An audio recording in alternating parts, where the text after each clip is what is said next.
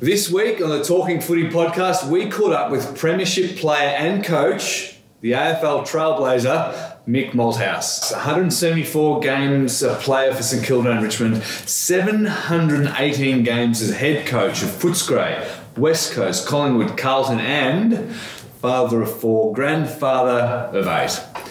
Mick opened up on the highs and lows of his career and amazing life lessons learnt along the way, from measures of success to being your authentic self.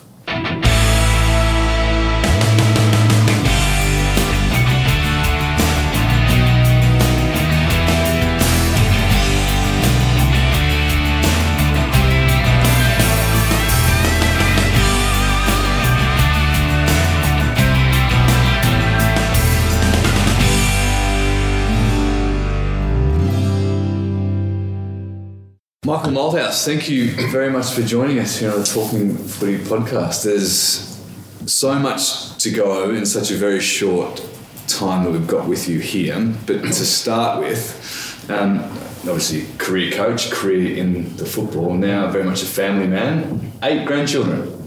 4 children, 8 grandchildren, not finished I don't think. Not that I've got any say in that. What was more, or what is more challenging, dealing with the Rat Pack back in the day, or juggling the grandchildren turbocharged on red cordial? Well, the Rat Pack looked after themselves. The 8 grandchildren are interesting because they're just all such individuals and they're all so close. Even though the families aren't necessarily living totally near each other, anytime we get together, they inspire me because their closeness is so apparent. They don't need to be told they're cousins; they just automatically seem to know it.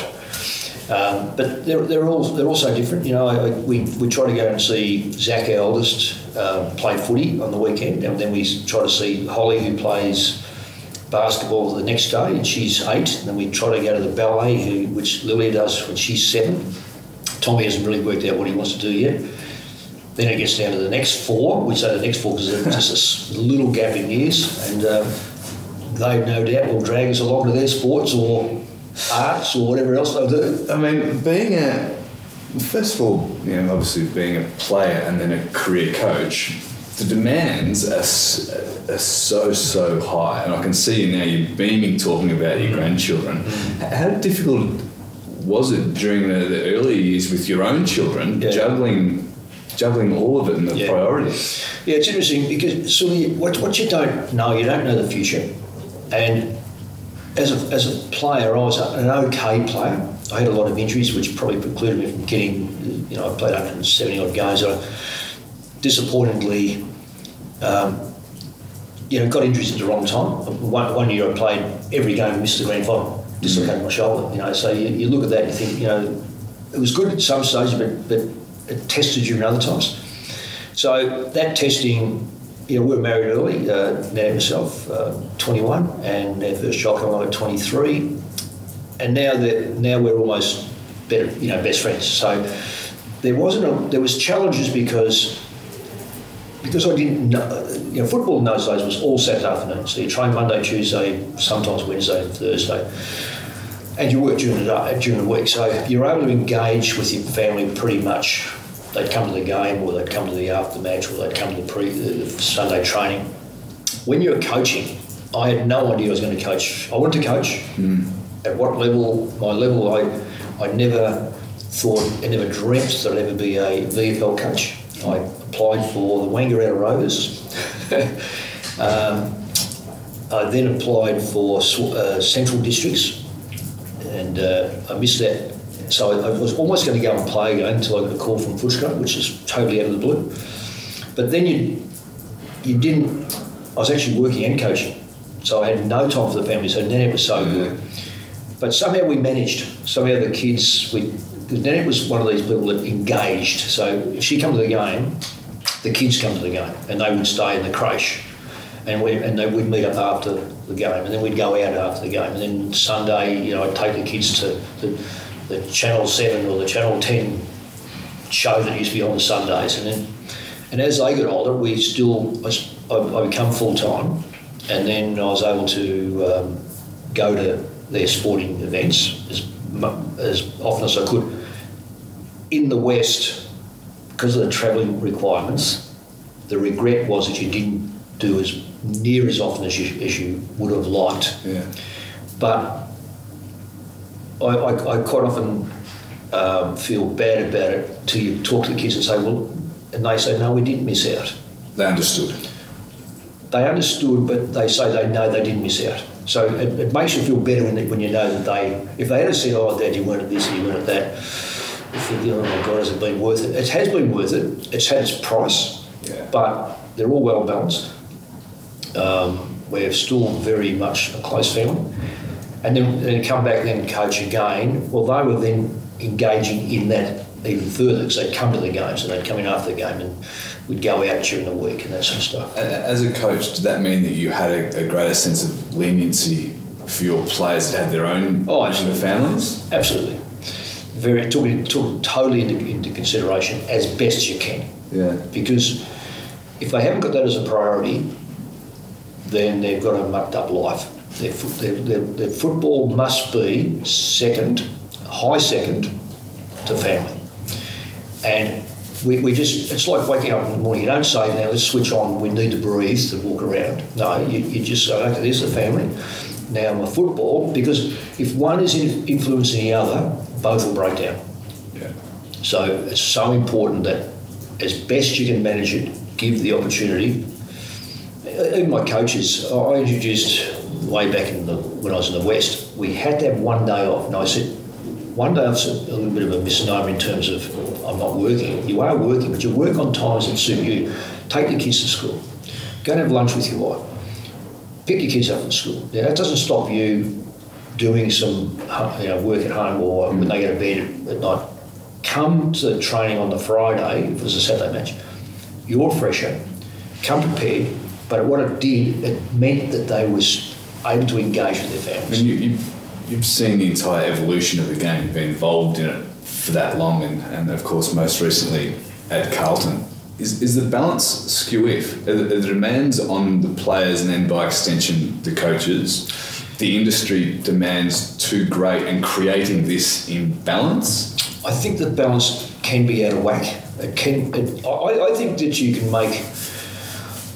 I don't know how much time we've got here, but I look at I've gone to America and I've gone to England and I've studied the coaches more than the game, as in American Gridiron and EPL and stuff. And I love both guys, particularly EPL. But I asked one coach one day, I said, what hours do you work? And he said, it was an assistant coach and they were working later and later and they would bed down on a Tuesday night and be still there all night. And I said, what are you looking for? And they said, we're looking for this, we'll find, if we go through it long enough, we'll find this passage, this play that we need to work on or defend or whatever the case is. I said, ever thought of that you may be looking for a needle in a haystack and it'll still be the next morning because you're tired instead of being fresh and then it's a bit like doing a crossword. You can't find the word, you make it next morning, there it is. And his answer was, oh, well, if we don't do that, we're against the norm because everyone else is doing it. But I don't know whether everyone else is right. So have we got the balance right? Players seem to have more time. Maybe the Players Association have been right in making sure players have got a bit more time. Coaches, you've got to have a good balance to get a good result. That's my opinion. What is a good balance? That's going to be determined on probably club by club. It depends where you are. Yeah. I coached 10 years in the West and that was very, very difficult because you're travelling a lot of the time. Yeah. And I don't think people really appreciate a travelling team, the requirements. Well, we'll come back to some more of those philosophies and your thoughts in a second, but just to get nostalgic for a minute, obviously playing career with St Kilda and Richmond, a Premiership player at Richmond. Do you have a connection with the Tigers? Was there a sense of pride when you saw them winning last year? What's the feeling you get when you reflect on that Premiership as a player? Yeah, I've still got a real soft spot for the Saints because I spent my first 4 years there in an environment that I didn't think I belonged. Because as as much as I wanted to play VFL football, I arrived at the Saints when they were off the back of a grand final against Hawthorn in '71. So they were a really good football side, and I kept on asking myself, why am I here? So, and I was there for 4.5 years with the great and late Alan Jones. Mm-hmm. Then to go to Richmond and to have 3 or 4 coaches, all either Premiership coaches or Premiership players, and really good people. And if you bleed at a football club and you have some form of success, I reckon it's sort of, my grandson's grandma jumper, Premiership jumper. It's on his wall. He buries the Tigers. That probably tells you really?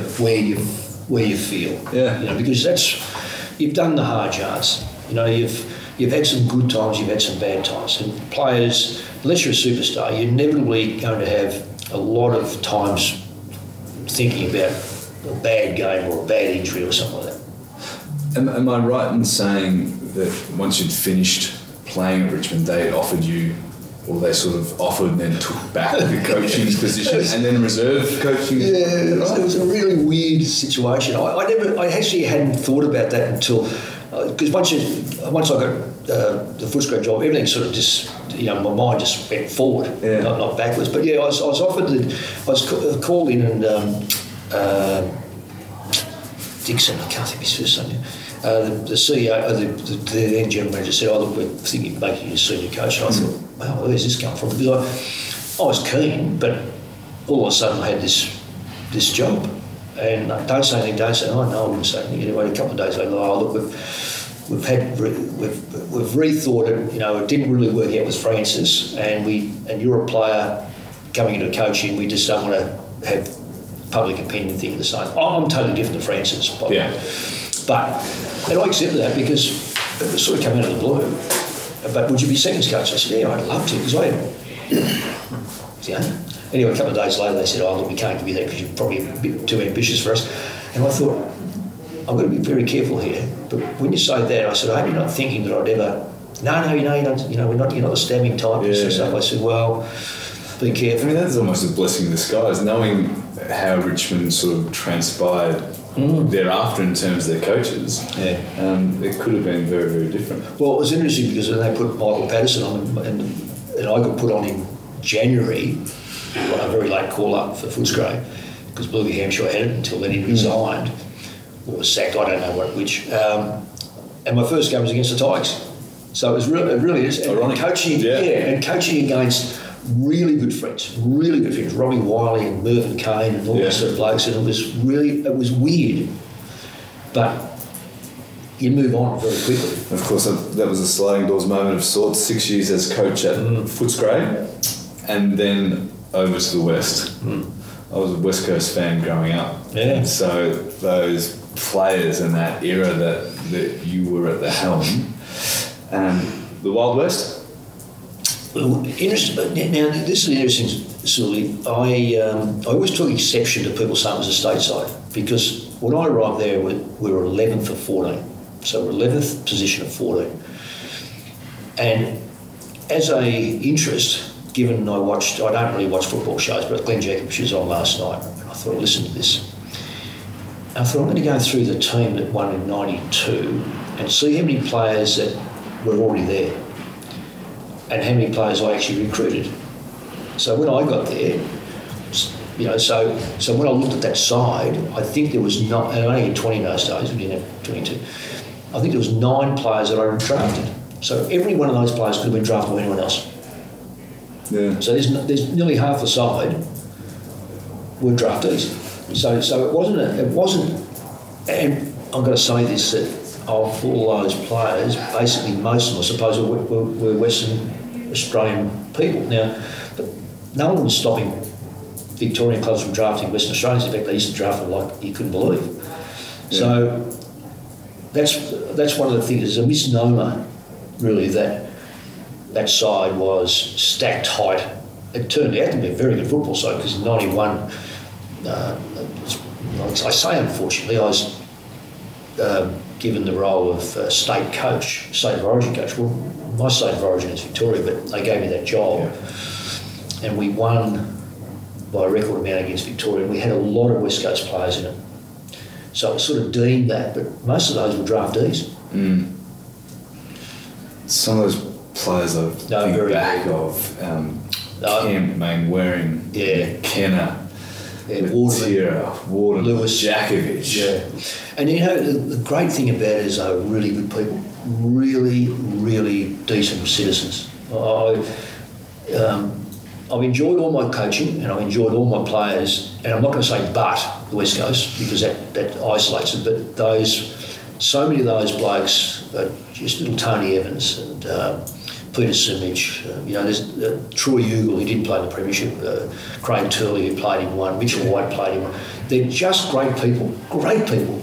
I love talking to them when I get the chance. I never chase them down. Yeah. But if I bump into them, I love talking to them. You sort of mentioned... Donny Pipe. Sorry? There's another one, Donny Pipe. Yeah. Good mention. Yeah. I mean, you touched on before Glenn Jakovic, and you went back over the teams that you were part of and that you recruited. You keep all of your football records? I mean, you've got... Every year you've sort of kept material from each... No? Wish I had it. You get rid of it, or what? I mean... I know some coaches, they meticulously sort of keep everything. I wish I, if I had, it's funny because when I got the Footscray job, it came so far out of the blue, it never dawned on me to record, to tape, to keep, to do anything. I've got very little of anything left of coaching materials. Not necessarily a nostalgic person? I believe greatly in history and nostalgia, but I've got photographs and a few things like that, but they're all under, sort of like with my kids or whatever. I said about my jumper, that's on the wall with young Zach. I think there's the footballs, the sort of the milestone footballs are scattered with all the kids. They've gone out. No, I'm not materialistic like that. I do believe strongly in history, but I guess if you knew that you were going to coach the length, you would probably start to put things aside. Yeah. But I had no idea. I think the longest contract I signed was probably 2 years. Look, I'll stand corrected. It may well have been 3 initially, perhaps, and I say perhaps. It certainly wasn't 3 West Coast, it was 2, I think. May have been 3 at Collingwood first up, but then it just went 1 year or 2 years best. So I never felt secure ever in my coaching. Was that by design? You didn't ask for a long-term contract, or the clubs didn't offer you? Didn't offer, and also I'm a pretty insecure person. So I'm one of those people that if it's in your hand and you can wrap your fingers around, it's yours. If it's promised to you and going to be there, and if it's not there, it's not yours. So those things are future. So if you said, you coach the Dogs for 6 years, I'd go, well, really? Well, how fantastic. Or coach West Coast for 10 years. We went across there for 2 years. Yeah. So for 10. So finals every year. But you don't know those things. So on reflection, I would have loved to have kept certain items, but it didn't happen. Yeah. What do you have certain pieces of memorabilia that mean more to you that you've held on to, or you specifically? No, I've got a medallion worn by my grandfather several actually, that he won in Gordon Football Club. In Central Highlands? Yes. Yeah. Well, I don't think it was Central Highlands in those days. This is 14, 15, 16 and 17. 19, 14, 15, 16, 17. Then I think my father had some cups which unfortunately disappeared or got thrown out after he died. So, no, I don't. I've kept the Jock Cone medals and I've got my grand final medals, but I'll give those off to my kids as soon as I want them. They can have them. And of course, 10 years at West Coast, and then to Collingwood, and you experienced a certain level of success really early in your tenure there, whilst not achieving the. I reckon I did achieve the ultimate in 2002. Yeah. If we measure football life on premierships, I think there's going to be a lot of disappointed people. Bobby Skilton's one of the greatest players in history, never played a premiership. Robbie Flower, The list goes on and goes on. But 1987 and 2002 and perhaps 1992 were probably as good a years as you'd get. 2002, with the side to get to that grand final and play off against the almighty Fitzroy Brisbane, with 7 or 8 All Australians, 3 Brownlow medalists, and God knows what else. With the side we had, that's game. If I look back on my career, then that is a highlight year. So let's unpack that a little bit. As a player and as a coach, the purpose we're sort of told is to win a premiership, right? But you're suggesting that some of your most enjoyable years and that level of success isn't necessarily determined by, and nor should it be. I'm sort of playing devil's advocate a little bit here. Well, nor should it be determined by premierships won. Well, there's only one premiership per year. Yeah. Does that mean that the other sides and everything has failed? 1987, I didn't make the finals. I was in a side that did not make the finals in 1987. One of my best years, without a doubt, because it's not the trophy at the end. I don't want to be measured on trophies. I want to be measured on effort. And the effort in 1987, when you get beaten by 42 goals in your first 3 games, because your side's dissipated. The club were broke. We had captain go off to Sydney. We had Best and Fairest go off to Brisbane. We had retirees, and I had under 19 kids come through. The reserves are no good, so under 19 kids come through. We lost the first 3 games by 42 goals, playing round 4, the reigning premiers in Hawthorn. Missed out in the finals by 2 points, so at half a game. Beat Hawthorn in that game, and I got more joy by the end of 87 knowing that we could not have wrung any more out of that group. And yet, probably over half the side wouldn't get a game with anyone else. In reflection, I'd imagine that's easier to say. During those pre-season periods of those seasons, the goal or the aim, would you suggest that it is to, for your teams to play finals, to finish top 4, to win a premiership, or is your part of your magic sauce effort based?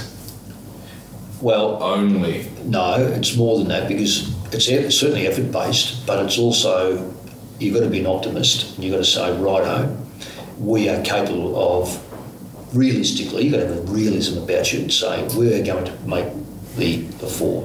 In those days it was the 4.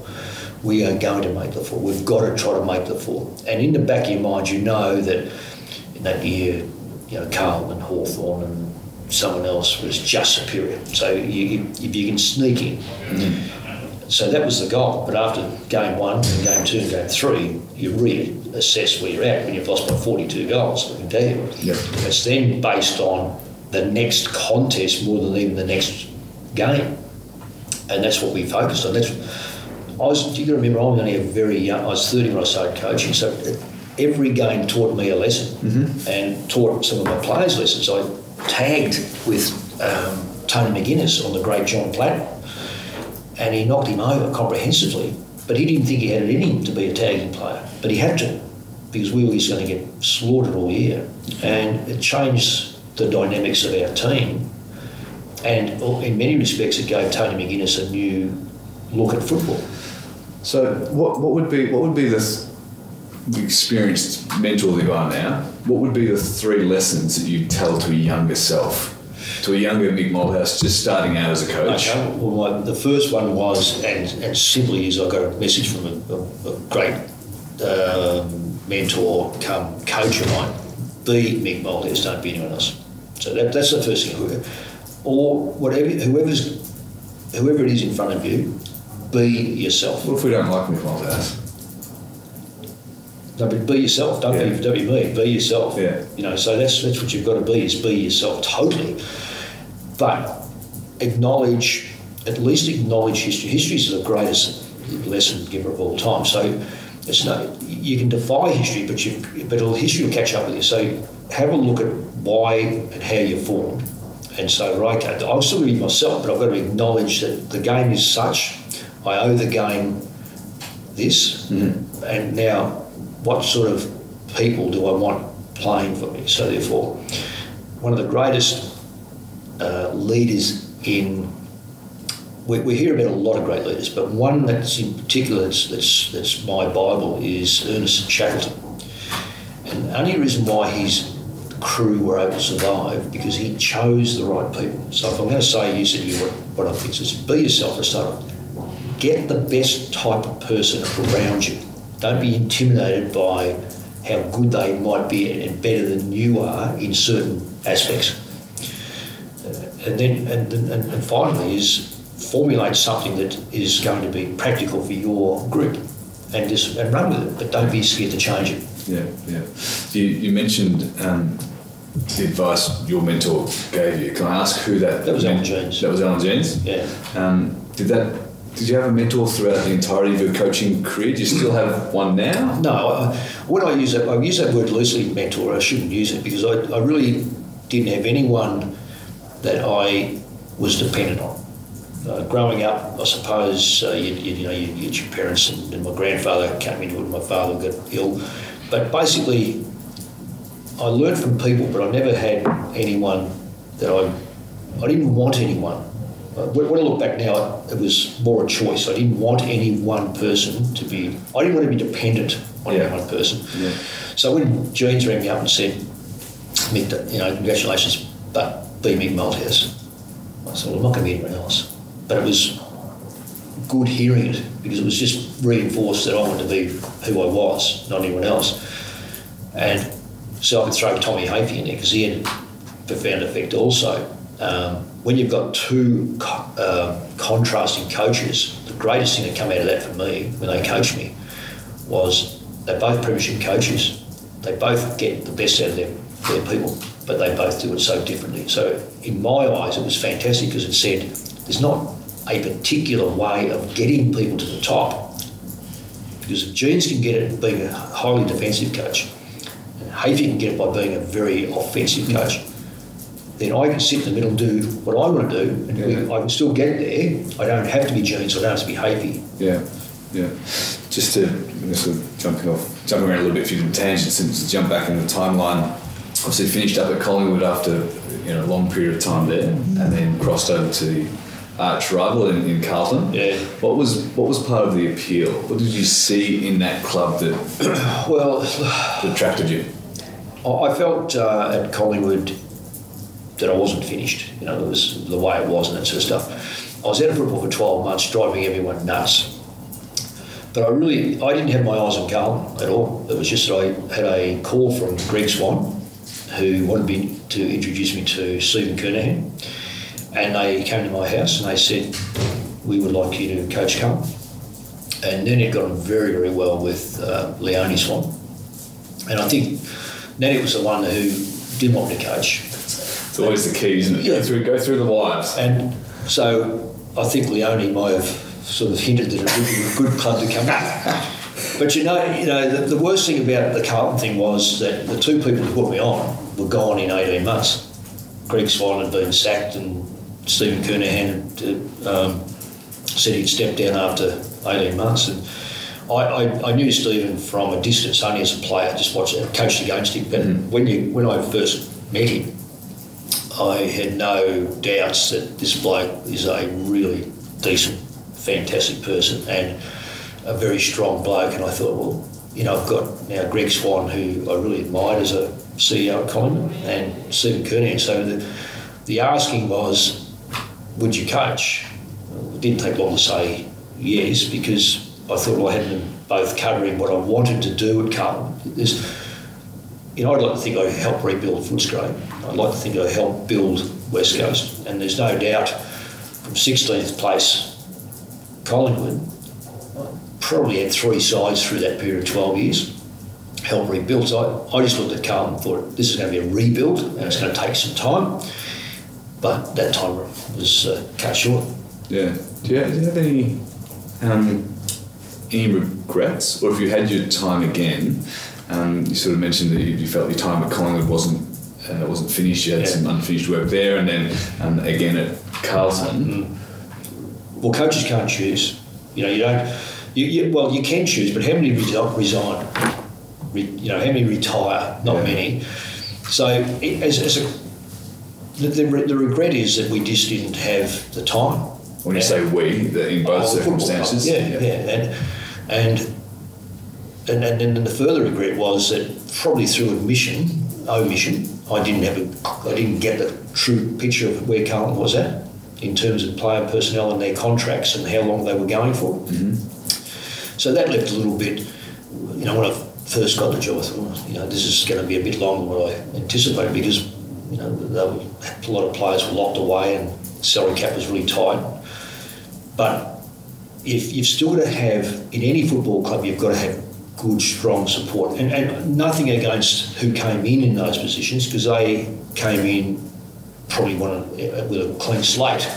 But I didn't get, I had great support from Rex Swan, I had great support from Stephen Kearney, because they put you on. Yeah. But when your allies disappear, as a football coach, you are in a lot of strife. That's just the way it works out. Yeah, and footy's a paradox in that sense, in that it is such a personal game. But as you just said, as a coach, you don't resign. No, very few resign. I mean, you just don't, right? And so then those personal relationships, and I would imagine it's hard not to take the sackings, I guess, or the walking. It's hard to take not personally. Well, is it fair? But when you're in the game, I think one thing is for certain, and I was too naive at Footscray, but from there on in, I realised that every coach has his name on a bullet, and it's going to get you at some stage. It just swings around and goes around. So it's going to get you, and it's no use getting bitter and twisted about it, because you just know that the greatest and longest serving coaches have, Norm Smith got sacked by South Melbourne, I think it was, by Melbourne at one stage, so, and he's marked as one of the greatest, if not the greatest coach. There wouldn't be too many coaches that survive, and they know, and if they do resign, they know the time's up. so it's getting in before the club. They're jumping before. But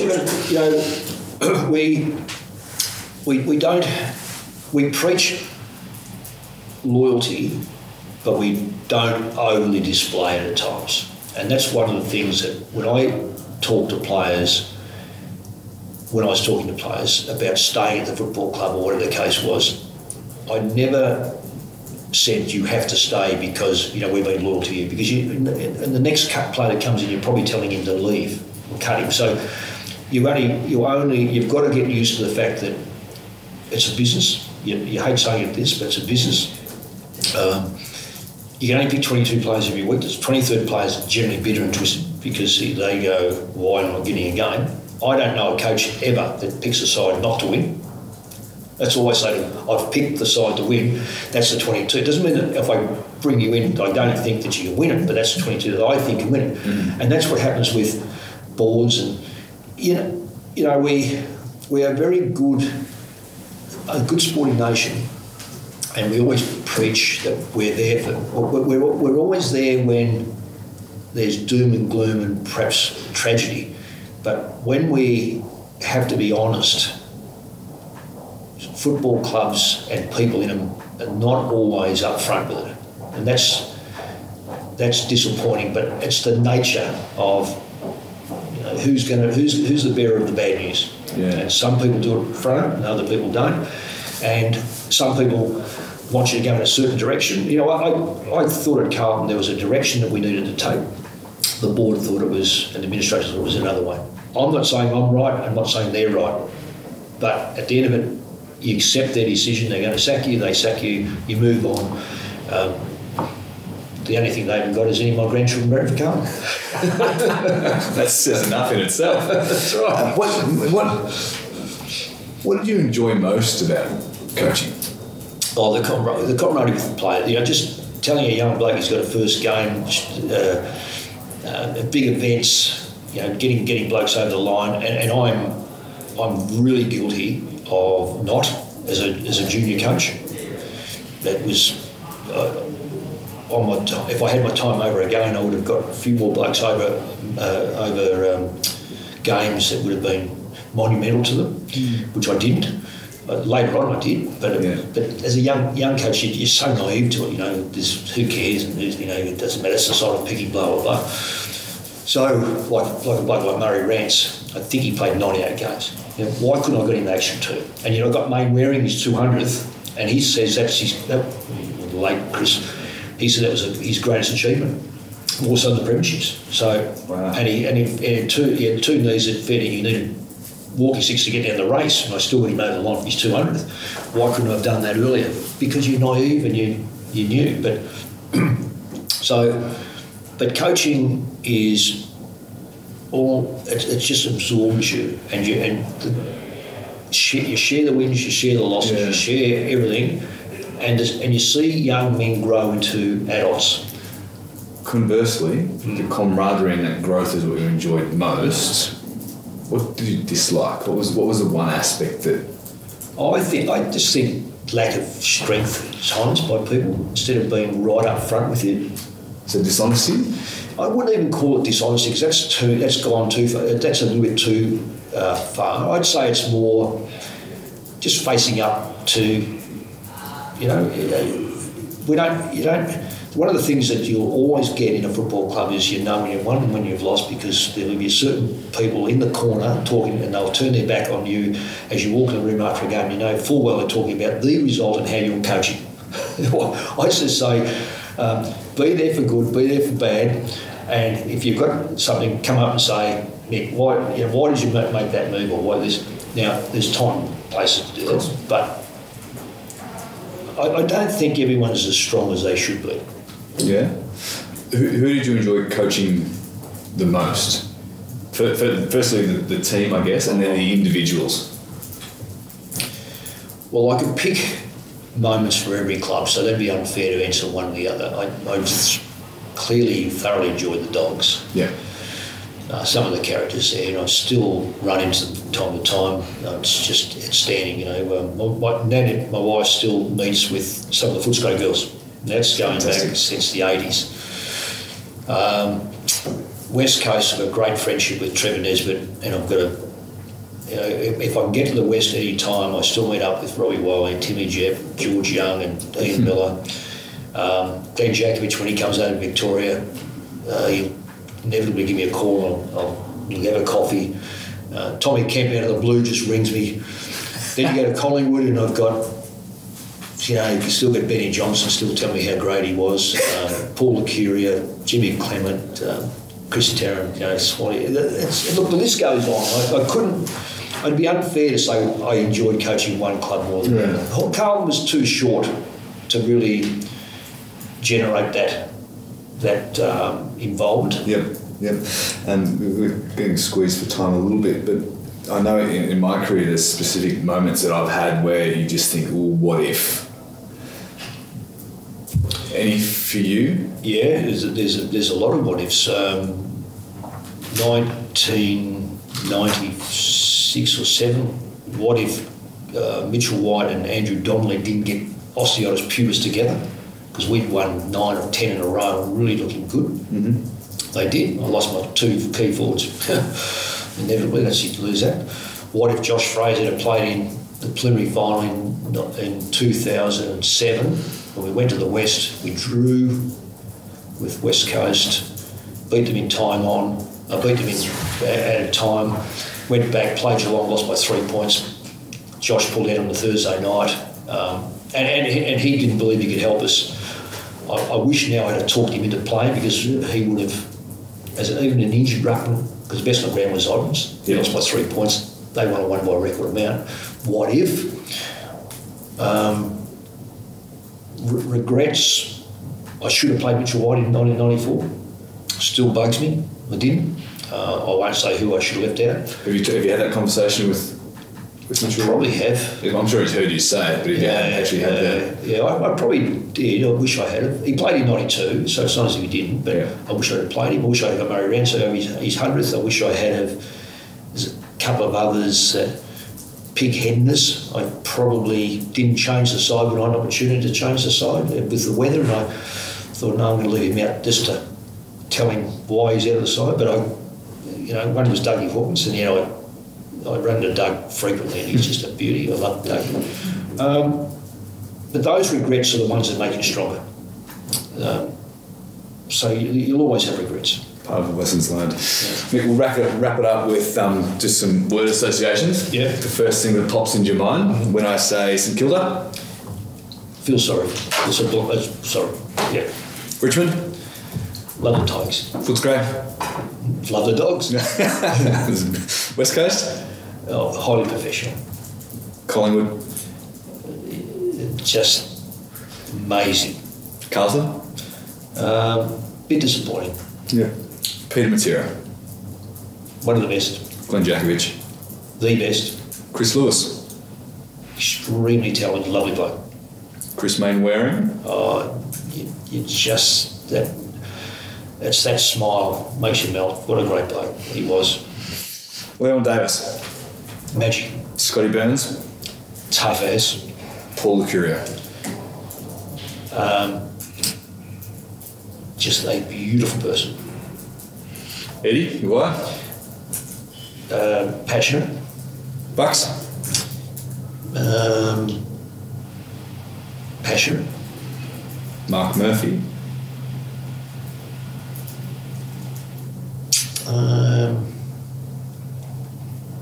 Probably could have been better. Chris Judd? Great bloke. When was the last time you cried? That's a damn good question.